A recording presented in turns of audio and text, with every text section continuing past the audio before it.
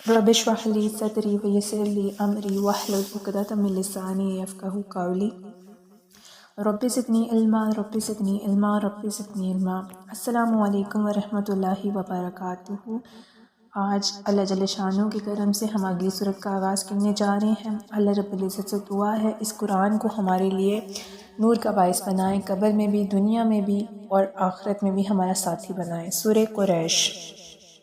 سورہ قریش کا تعارف۔ مقام نزول سورہ قریش زیادہ صحیح قول کے مطابق مکی ہے۔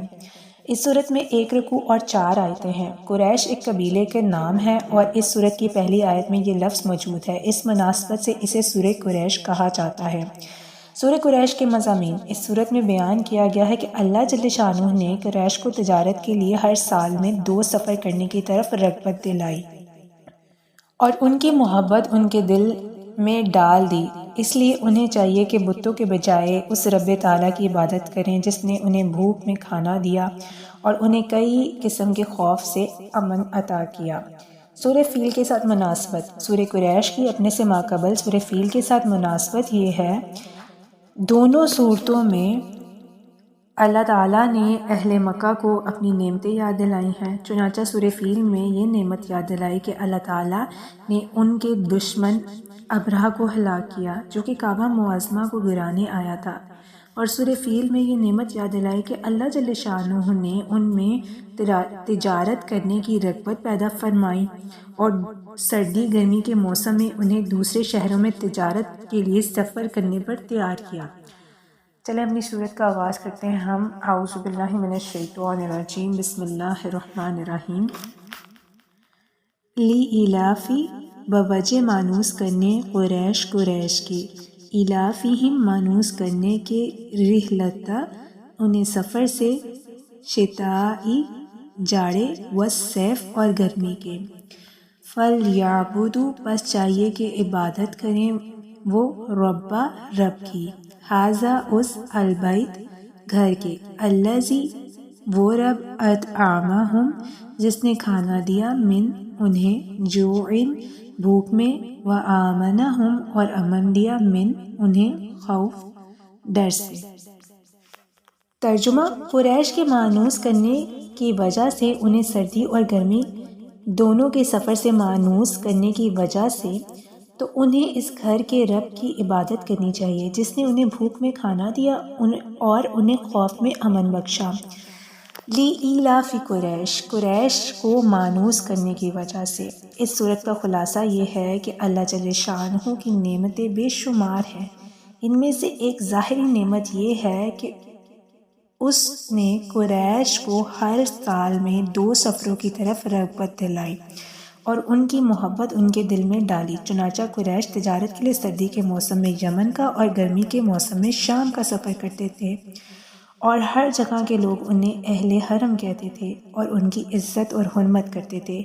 یہ امن کے ساتھ تجارتیں کرتے، ان تجارتوں سے فائدہ اٹھاتے اور مکہ مکرمہ جہاں نہ کھیتی ہے اور نہ معاش کے اسباب، وہاں رہائش رکھنے کے لیے مسلسل سرمایہ پہنچاتے۔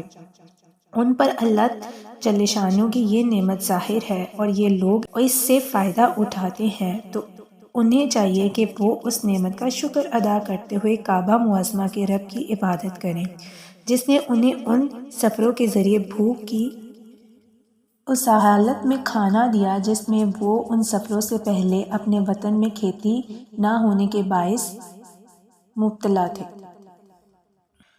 اور انہیں حرم شریف کے سبب اور مکہ والے ہونے کی وجہ سے خوف سے امن بخشا کہ کوئی ان کے ساتھ مزاحمت نہیں کرتا، حالانکہ ان کے اطراف اور کرب و جوار میں قتل و غارت گری ہوتی رہتی ہے، قافلے لٹتے رہتے ہیں اور مسافر مارے جاتے ہیں۔ بعض مفسرین نے فرمایا کہ خوف سے امن بخشنے سے مراد یہ ہے کہ انہیں جذام کے مرض سے امن دیا کہ ان کے شہر میں انہیں جذام کا مرض نہ ہوگا، اور بعض مفسرین نے فرمایا کہ اس سے مراد یہ ہے کہ تاجدار رسالت صلی اللہ علیہ وآلہ وسلم کی برکت سے انہیں عظیم خوف سے امان عطا فرمائی۔ قریش کا تعارف۔ قریش اس قبیلے کا نام ہے جس میں نبی صلی اللہ علیہ وآلہ وسلم کی ولادت مبارکہ ہوئی۔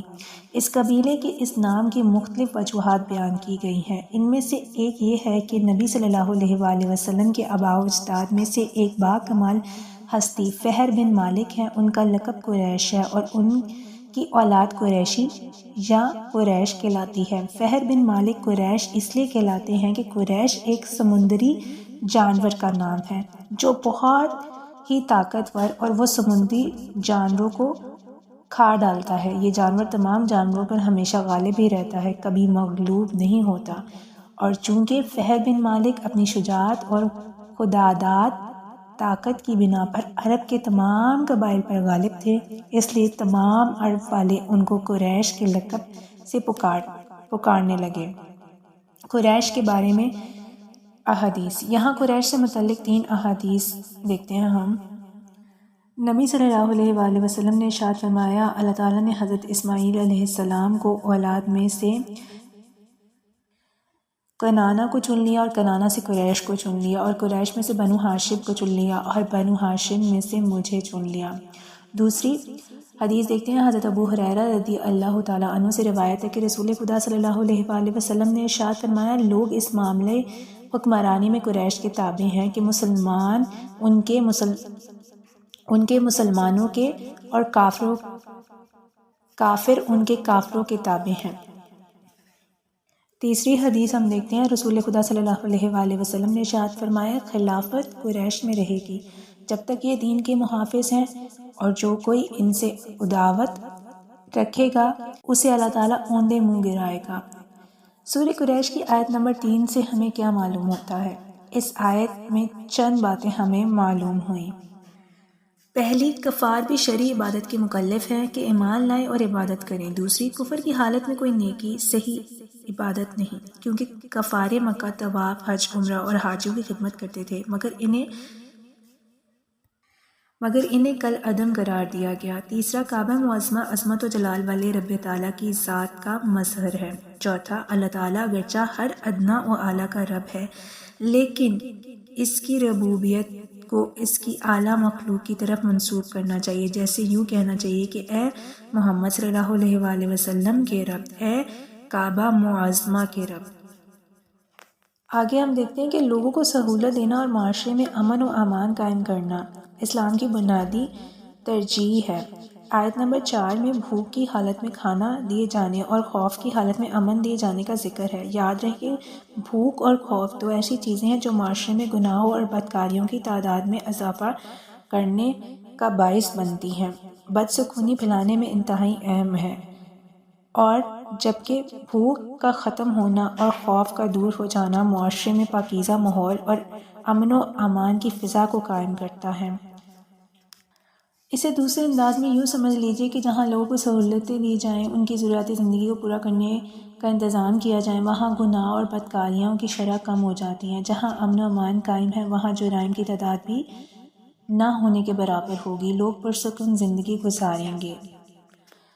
اگر آج بھی لوگ دین اسلام کے احکام پر صحیح طریقے سے عمل کرنا شروع کر دیں اور اس کی تعلیمات کو اپنے اوپر نافذ کر لیں، یہ دنیا میں ہی زندگی کی بنیادی اور ضروری سہولیات کو پا لیں گے، پاکیزہ اور پرامن معاشرے میں زندگی بسر کرنے لگیں گے، اور اللہ جل شانہ کے فضل سے آخرت میں بھی چین اور سکون سے رہیں گے۔ اللہ تعالیٰ ہمیں دین اسلام کے احکام اور اس کی تعلیمات پر صحیح طریقے سے عمل کرنے کی توفیق عطا فرمائے، الہی آمین۔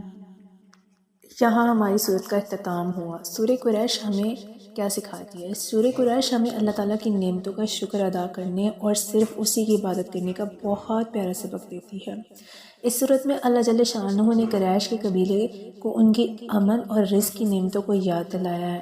وہ لوگ کعبہ کے پاس رہتے تھے، جہاں ان کا سفر گرمیوں میں شام تک اور سردیوں میں یمن تک محفوظ ہوتا تھا۔ اللہ تعالیٰ نے انہیں ہر خوف سے محفوظ رکھا، رزق عطا فرمایا۔ اس سورت میں ہمیں یہ سبق ملتا ہے کہ جب اللہ ہمیں کوئی امن عطا فرماتا ہے، رزق دیتا ہے، سکون دیتا ہے، تو ہمیں چاہیے کہ ہم اس کا شکر ادا کریں، صرف اسی کی عبادت کریں۔ ہر نعمت کا اصل سبب اللہ جل شانہ ہے، اس لیے اپنی سہولتوں اور راحتوں پر شکر ادا کریں اور عبادت سے اظہار کریں اس شکر کا، تبھی ہماری دنیا میں اصل کامیابی ہمیں حاصل ہوگی اور آخرت میں بھی۔ اللہ تعالیٰ ہمیں اپنے شکر گزار بندوں میں شامل فرمائیں اور ہماری زندگیوں میں امن اور سکون عطا کریں، ہمارے گھروں میں امن عطا کریں، ہماری زندگیوں میں سکون عطا کریں، ہمارے رزق اور ہمارے مال میں برکت عطا فرمائیں۔ سبحانک اللہم و بحمدک اشہد ان لا الہ الا انت استغفرک و اتوب الیک۔